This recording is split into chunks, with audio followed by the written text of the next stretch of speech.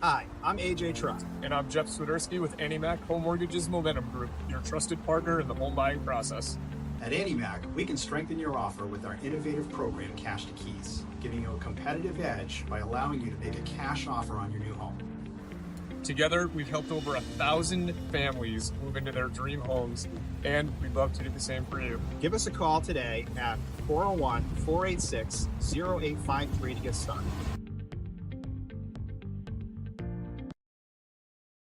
Hello, and welcome back to Keeping It Real Estate. What? Woo-woo. We're back with Jeff Swiderski from AnnieMac Home Mortgage Momentum Group. Jeff. Good morning, Ben. Welcome back. You've been singing my name all day. We jamming. I love it. Even though you're not Benjamin, but that's okay. No, I'm fine. My legal name is Benjamin. Best kept secret. Yes. We're not telling any listeners. the best kept secret. Absolutely. So Jeffrey. Yes, Benjamin. All right, we're gonna end that. Hey, Jeff. Hey, Ben. So welcome back, man. It's been far too long. It has been far too long. What do you think of that? You've been in the new studio before, just not to record. What do you think of the place? Space-wise, everything. You talk about a glow up in elevation, whatever word you want to talk about, climbing a mountain. It is awesome. Place is great, and excited to see what you guys do with it moving forward. Thank you. And I'm going to take all of the credit for that, even though it was 99.99999% Patrick. I'm going to take all the credit for that. Yeah. So thank you. Huge bet on the back. I'm the reason that we're here. Killed it. Yeah, absolutely. So what's new in a mortgage land? So, I really wanted to kind of focus on just strategy / dispelling the myths of markets, because I always think it's funny, like people paint anything they can with a broad brush because that's what headlines do, or that's what, news media does for the most part. Not you, but like, we're not news media. We won't point fingers, but like the CNBCs of the world, but whatever. They all always try to generalize things. And, it's like saying that, a sector of the stock market is down, and, your assumption is that means there's nowhere in there to make money, but there's probably, 10 or 15 companies that are absolutely killing it, and they're up, crazy percentages. So it's just finding that balance in things, I think, and getting over that hump of, I saw the headline, so that means no to stocks, no to real estate, no to whatever it is, and not having that broader kind of understanding or perspective on finances. I have zero understanding on and perspective on finances, so this is one of my favorite shows. How is obviously market volatility has been a thing all year that people have talked about, but in the real estate market, what do you see as the trends right now that are happening? Yeah, no, perfect question. So that really ties into what I was referring to about the broader headline game. If you put on the news or something like that, everything tells you there are so many home sellers now, there aren't as many home buyers, inventory is growing at a rapid pace, all of these things that make it sound like the market is already in this massive shift. And the actual, reality to me is when people say location. Yeah, I think that matters on an individual level. If you want a waterfront house, quite literally the location of that house matters. Is it on the ocean? Is it not on the ocean? But I think that also applies to locality. And when I say locality, what is happening in the Rhode Island market, the Eastern Connecticut market, the Southeastern Massachusetts market, versus what's happening in Arizona, Texas, Florida, California. If you were buying a house tomorrow, obviously you would want to be next to this awesome new studio. So you would be looking here. Yeah. And I don't think you would care about what's happening in Indiana. And I don't think you would care what's happening in Colorado or Texas or Arizona. We'll go back down the list. So the locality conversation is exactly what matters to me. All of those states that I was talking about, whether it's Florida, Texas, parts of the Carolinas, Arizona in particular, they were massively overbuilt. That's where the largest home builders in the country build. Some of that is actually build to rent, but they're just overbuilt. So you do have absolute supply issues. You are going to see the market soften. You're going to see prices come down. All of those things are true there. But then what's happening here? What's happening in your backyard? What does that mean for you if you're actually in this market? And we're still seeing price pressure. You know, if a home is priced appropriately, especially under, like, we'll say 700,000, then it's selling very quickly. There's a lot of interest. There's a lot of buyer demand.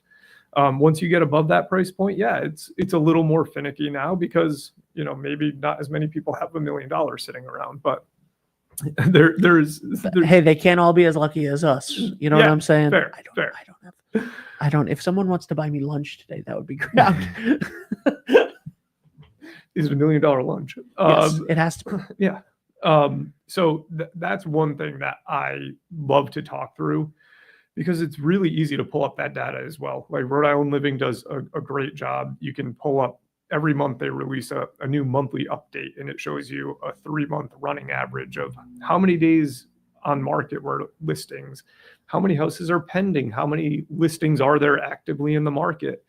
So you can immediately see in real time, okay, this is where we were in, you know, May, June, July, and just you can see the trends. You can see all of that in real time. So yeah, I mean, to me, our market is very resilient. There are a lot of people making a lot of money. There's a lot of money in New York, Connecticut. There's a lot of money in Boston, and that's what happens. It all just kind of pinches around itself. So it's nice to live in a desirable place. It is nice to live in a desirable place. I have a I have a loved one who may be looking to sell very soon, and looking to sell and buy, right? This person looking to downsize. Yes.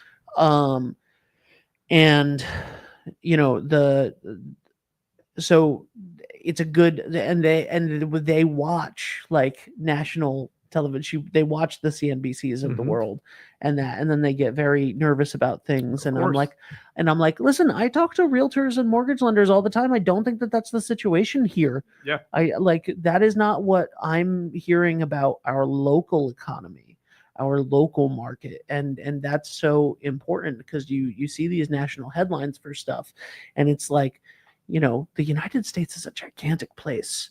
Huge. Like, how many Europes can you fit in the United? Like, there's if the United States was Europe, every state would be its own country, and then you wouldn't think about it like that, you know. But because of the fact that we're our own country, but we're like 3,000 miles wide, that's a massive. There's a massive difference between Idaho and Rhode Island. Yes, you know, the same way that you don't think about Italy and England as the same place.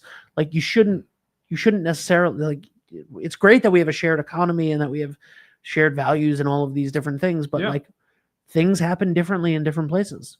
Absolutely. And I mean, it's funny you say that, because even when they give just generalized market data for the country, they still break it into 4 quadrants. There's the far west, the south, the Midwest, and the Northeast.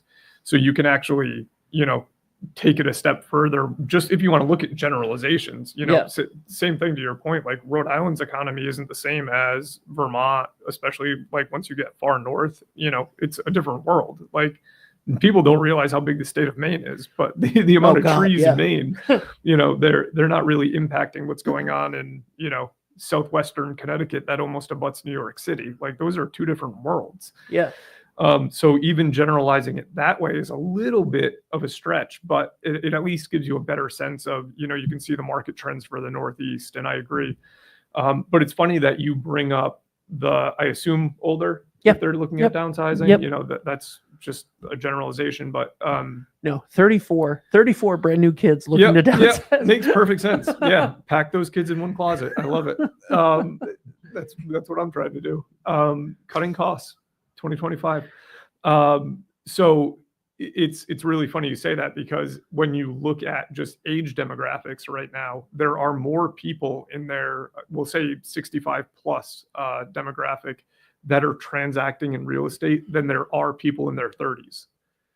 And to your point, like you think about people in their 30s, that's generally, you're getting married, you're having kids, your career is advancing, all of the things that would probably lead to you purchasing a home or purchasing your next home, whatever that looks like. And the boomers and our parents and, whatever you want to point to there are outpacing us in real estate transactions right now.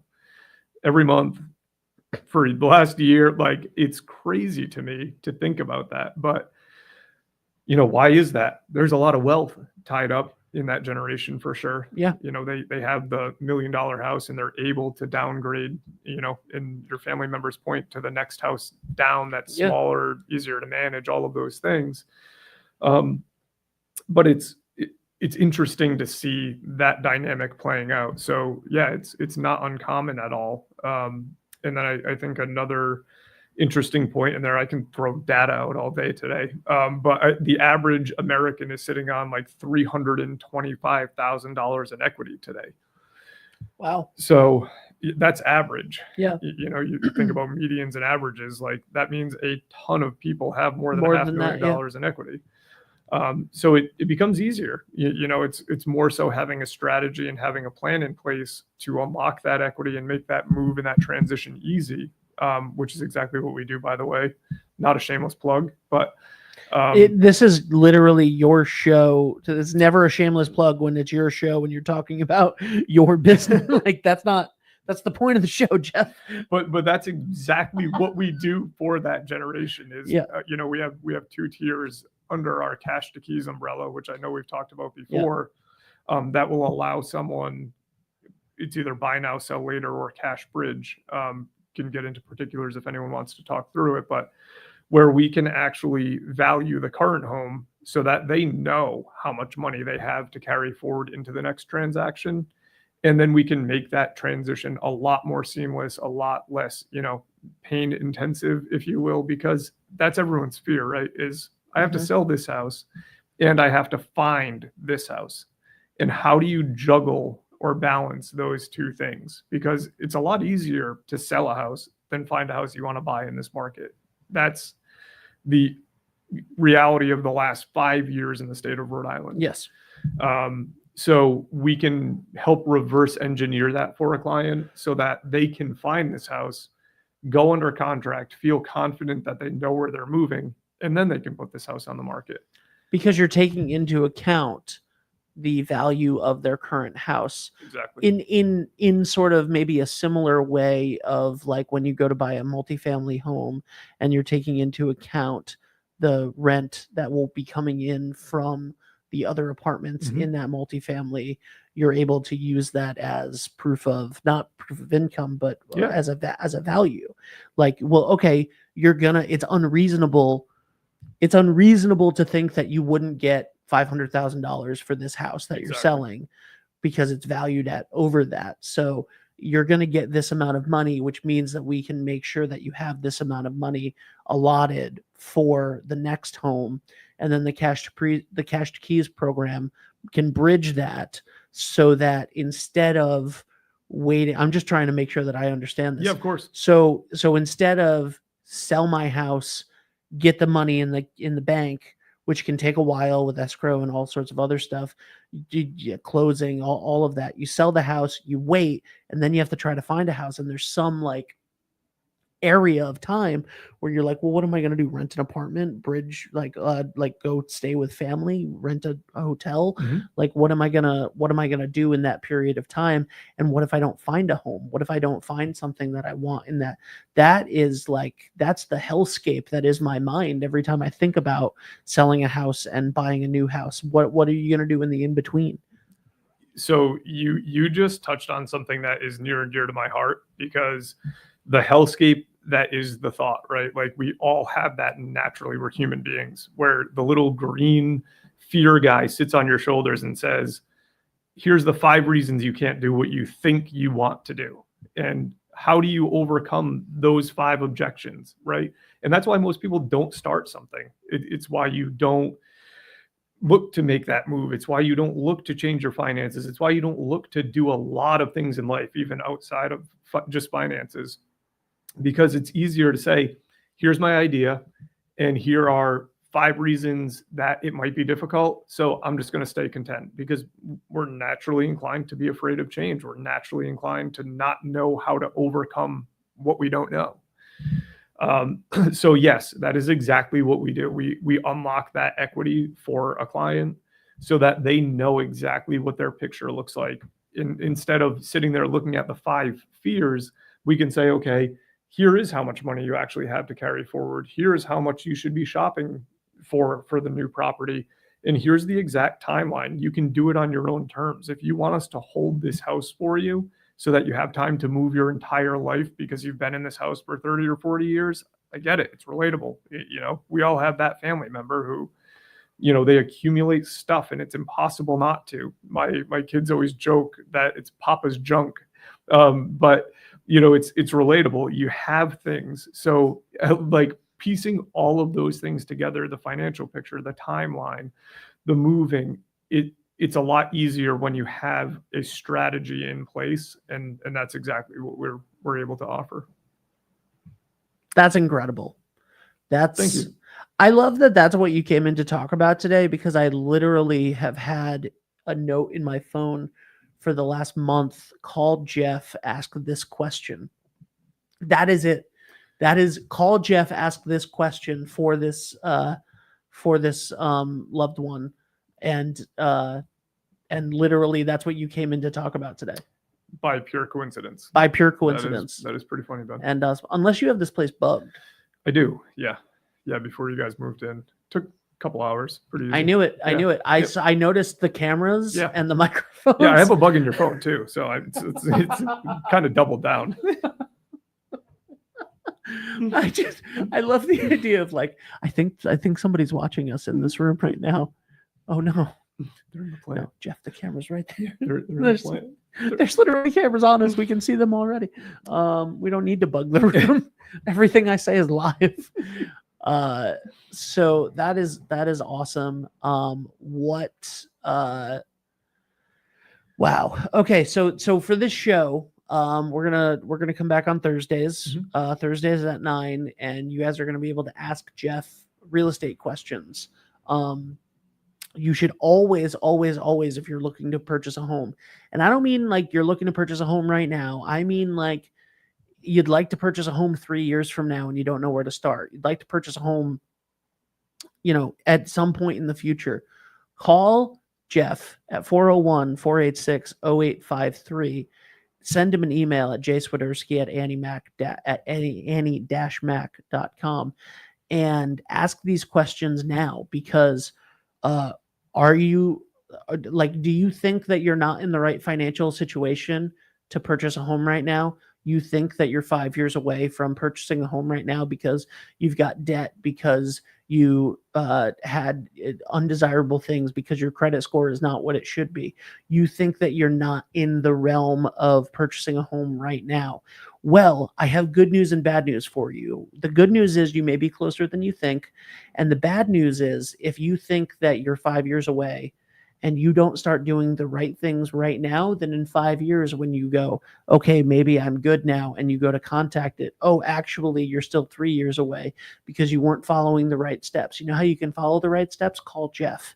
Call Jeff and have Jeff tell you what you need to do. Have an honest look at your situation, and then they will give you the roadmap. They're the people to do it. They're not scary. They're very nice people for the most part. This guy, at least, AJ and Jeff, I can vouch for as being very nice people who actually care about the people that they're talking to. And they will give you the roadmap, and then you can follow that roadmap. And you might not be 5 years away. You might be 6 months away. If you do the right things now, you might be 6 months away. Or maybe you are 5 years away. But you're 5 years away if you do these things, and you have to start doing them now. So if you ever want to buy a home in the future, whether it's tomorrow or 5 years down the road, give Jeff a call. I mean, I think there's something really powerful in what you just said, and we're naturally reactive. I think, again, we could talk about like the psychology of finances, but like that goes so much deeper. Like with health, think how many people don't do any type of testing or anything like that. And then all of a sudden you get a diagnosis and you of course deal with it. But who knows? Like I'm saying that because I just listened to the WEEI Jimmy Fund Radio Telethon for the last couple of days, and you hear so many stories of the guy that went in for a test because he knew he had whatever genetic marker, and he went 10 years earlier than he would have otherwise been normal based on regular doctor guidelines, and they found cancer and they were able to treat it, and he's doing so well because of that.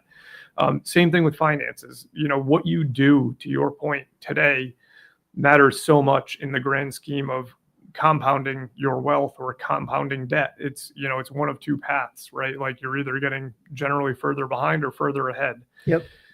So all the time, we'll sit down with a client and their immediate thing is, we want to buy in a year. And then you sit down and you actually look at their finances and you give them tips and pointers and show them what their budget actually is and what it looks like and why it looks that way. And you compare it to what they're paying in rent. And all of a sudden they look at it and they say, yeah, we don't want to wait a year. We want to do it now. Yeah. And, you have to give them all the credit in the world for having the courage to have the conversation, because that's all it is. Yep. It's really just going into that with eyes wide open.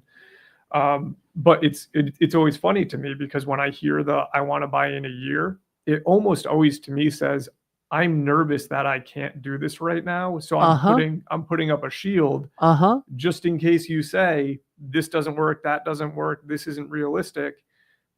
And then as soon as you make it realistic, they're jumping in with both feet because that's all they wanted was that reassurance, that validation, really. All they want is reassurance and validation because everyone has some sort of trepidation. If you're not somebody with $1 million just chilling in the bank account right now to go purchase it, which is, like 105% of the people watching this show probably, you're not fully confident in yourself, and it's fear, and that's why you call an expert. And if you ask any realtor, if you know any realtor right now, call them and just say, hey, if I want to buy a house, do I call you first or should I call a mortgage lender first? And they're going to say, call Jeff. You got to call Jeff because I don't know what we want to look at first, right? Well, I can show you houses, but who knows if you're, and also call a real person. There's so many like things nowadays that, an app that will tell you how much you can afford and all of that stuff. And it's like, yeah, if you gave them everything the correct way that you should give them in the input, but that's on you. That's on you to know exactly all of those. And you don't know that. I don't know that. I don't know all of the things that I need to put into a mortgage calculator and to be earnest with it. I don't know that because I have this asset, this actually means this, or because I have this debt in this area, that this means this. I don't know that this program exists that I actually have access to because I've never purchased a home before. I don't know that this program exists because because my wife served in the military. I don't know any of these things that I don't know, but you know who does? I just turned the camera on you dramatically. Again, I mean, yeah, I could just sit here and listen to you because you're making so many great points this morning. And it is wildly true. Again, you don't know what you don't know. And having a structured plan and talking through that structured plan matters. In the mortgage industry, obviously everyone, knows that rates were in the 2s and 3s in the 2021 to beginning of 2022, and then they shot up to 8.5% by the end of 2022. Like, people don't realize how fast that happened. We went from 3% in January to 8.5% in November. Like, it was a wild 8 months. But our industry as a whole went from a little less than 500,000 licensed loan officers to probably somewhere in like the 80 to 90,000 range now. It's less than a quarter of what it was.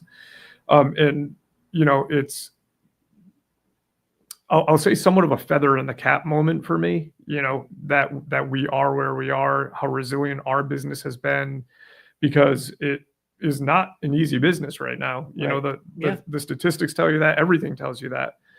But the reality is taking clients and educating them and coaching them through, longer term milestones, being there for them for other things besides just a mortgage. I have conversations all the time. I have clients that call and ask me how to finance a diesel truck because they trust my guidance. Like I don't finance vehicles at all. Yeah. But I know people that do, and I know the best places that do. And, I can point people in those directions. So you're absolutely right. Having a human being on your side is a lot more than just the transaction itself. It's someone that you're building a relationship with, that cares about you, that cares about your family, that cares about your finances.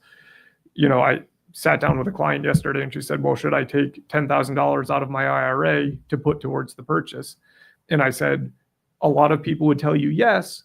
And I'm going to tell you no, because let's think about in 5 years what that money would mean in your IRA. Because if you're still able to buy a house and have your IRA, now you have two things that are compounding and growing your wealth, versus you have money tied up in the house that is not at all contributing to your retirement. It is, but not really, not directly, not dollars wise.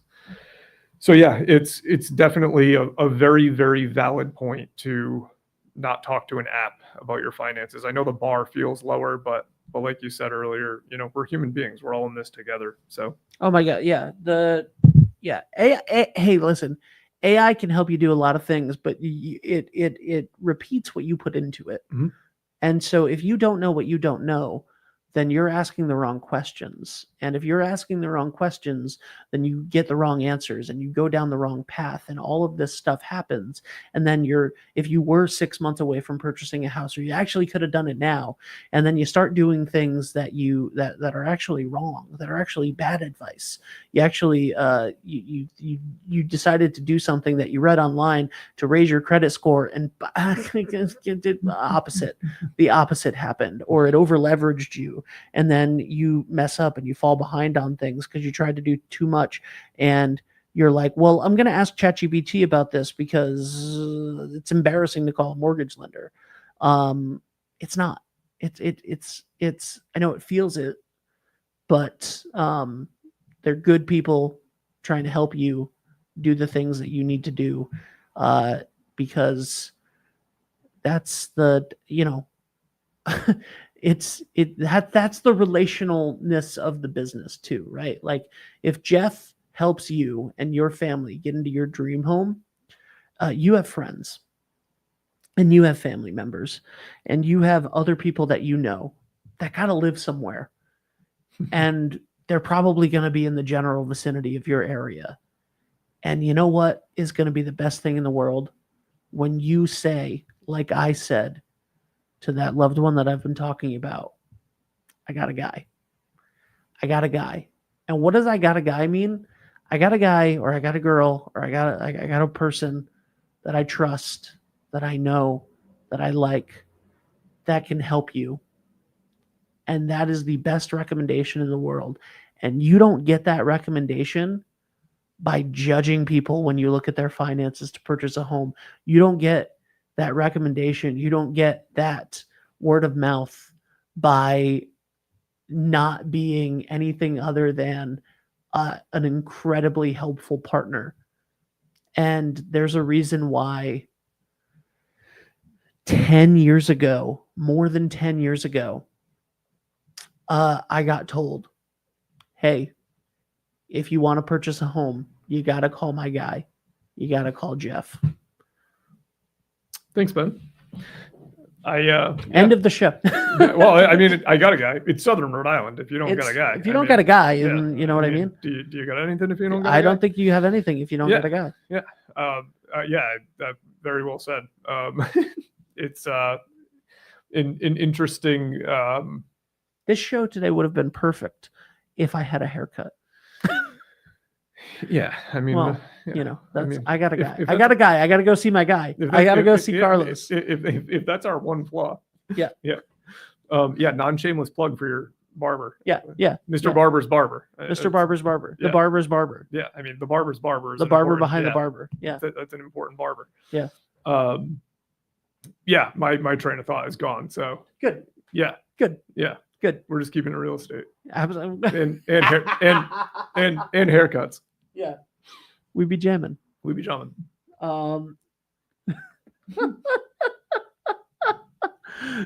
401-486-0853. It's on the bottom of the screen, the whole episode. Jeff Swiderski. Jeff, you got anything you want to say before we go? No, looking forward to being back weekly and having these conversations, because I really do believe there's a lot of wealth to be built through real estate. I think there's a lot to be said for security and happiness and all of those things. And I think, it's like silly and cliche and all those things, but a house is a home, and it's absolutely going to matter. And I'm sure, I know where you grew up. I know where, so many people that we went you to bugged school that with house or, too. did like different things, like you drive by a house and you still think of who grew up there, who lived there. And it's, houses are really cool in that way to me. So I was driving, I did the Washington County Fair all last week, and every time driving through Richmond and taking all of the different ways to get to the fair that nobody else knows, so that you don't go 138. Oh yeah. And driving by and going like, oh yeah, that's where Leanne lived. And oh yeah, I remember before they moved to the new place. And I remember playing basketball over there with Scott, or like these things make a difference. And Absolutely. It's important. Jeff, thank you so much for being here, man. We jamming, Benjamin. Thank you for having me. We jamming. Bye for now, guys. Hi, I'm AJ Truck. And I'm Jeff Swiderski with AnnieMac Home Mortgage's Momentum Group, your trusted partner in the home buying process. At AnnieMac, we can strengthen your offer with our innovative program, Cash to Keys, giving you a competitive edge by allowing you to make a cash offer on your new home. Together, we've helped over 1,000 families move into their dream homes, and we'd love to do the same for you. Give us a call today at 401-486-0853 to get started.